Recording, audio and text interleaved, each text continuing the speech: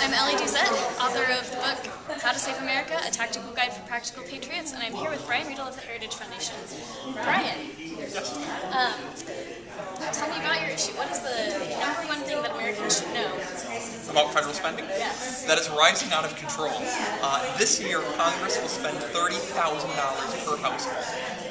By the end of this decade, under President Obama's budget, we're going to spend about $36,000 per household. The danger is that we're going to push up spending to $36,000 per household. Eventually, we're going to have to raise taxes to $36,000 per household. I don't know anyone who can afford a $36,000 per household tax burden, which is why we got to rein in spending. So what can the average American do about this issue? Well, the first thing is, just looking at the issues, I think the average American cannot have the attitude of we need to cut every program except my 2 or 3 favorites. Because that's the attitude that keeps government going. Everybody has their one area that they don't want cut. Everyone has their pet issue. I think everyone's got to be willing to sacrifice. Once we have that attitude, I think the issues become politically involved. Vote, write letters to the editor, go to town halls. Members of Congress freak out when people come to town hall meetings. They're not used to it and they don't know how to respond. And if 5 or 10 people come to a town hall meeting and start talking about an issue that they had not expected people to talk about, they assume there's another 500 or 1,000 people in their district that are probably just as angry who didn't come to the town hall.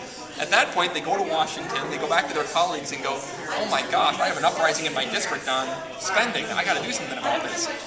Scare your member of Congress. Go to the town halls, put them on the spot, and when they say, well, I'll just cut waste, fraud, and abuse, and I can't name anything specific, put them on the spot and make them squirm and make them get specific.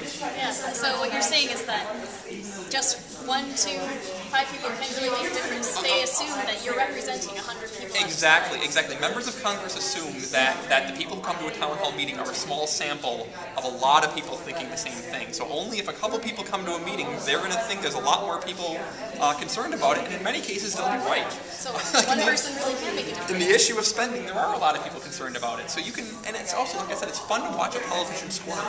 And the more you put pressure on them and say, give me specifics, give me specifics, give me specifics, don't just give me vague pronouncements, they get really scared and nervous, and that's fun. Yeah. Well, thank you so much. Thank you, Allie.